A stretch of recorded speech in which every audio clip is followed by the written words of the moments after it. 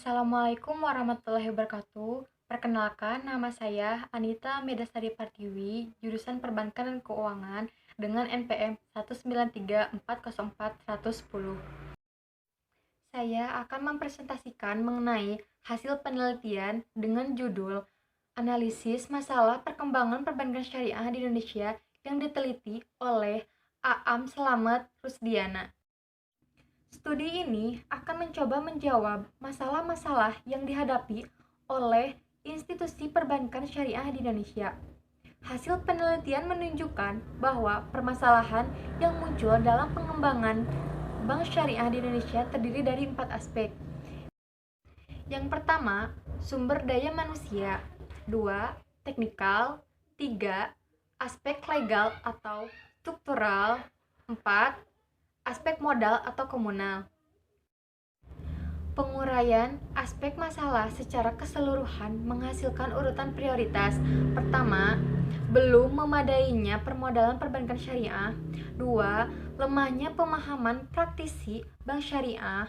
3, kurangnya dukungan dari pemerintah.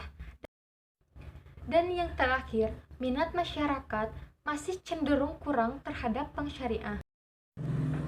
Saat ini, menurut data Otoritas Jasa Keuangan pada bulan Desember 2015, berdasarkan statistika perbankan syariah, jumlah perbankan syariah telah mencapai 12 bank umum syariah, 22 unit usaha syariah, 163 bank pembiayaan rakyat syariah, dengan total jangkauan kantor sebanyak 2.301 kantor di seluruh Indonesia. Hasil dan pembahasan permasalahan dalam hal pengembangan perbankan syariah di Indonesia dapat dibagi menjadi 4 aspek. Pertama, sumber daya manusia.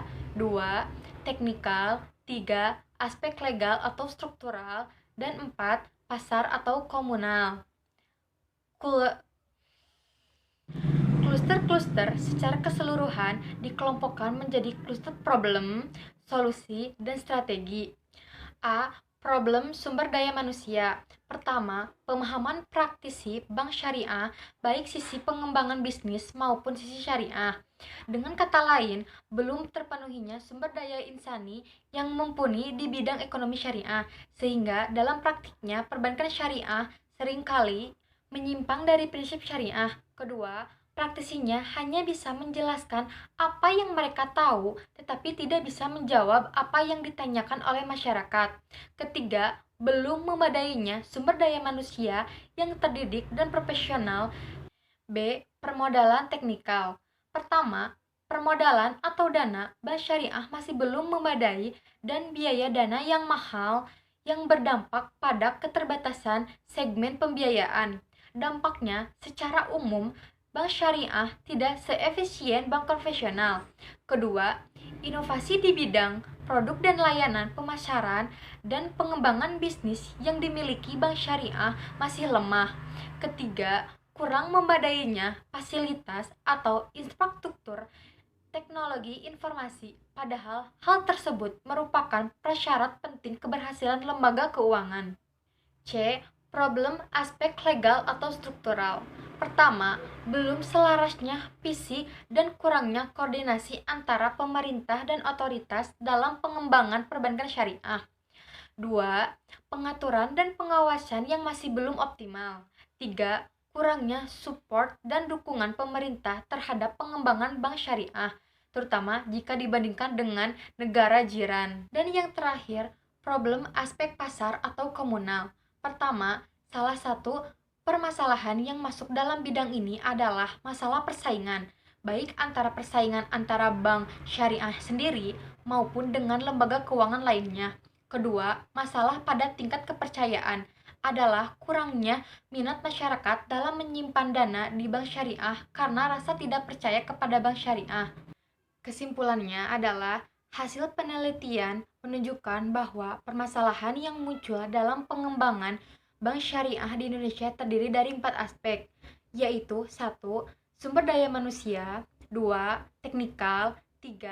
Aspek legal atau struktural. Dan 4. Aspek pasar atau komunal. Penguraian aspek masalah secara keseluruhan menghasilkan urutan prioritas. Pertama, memadainya permodalan bank syariah.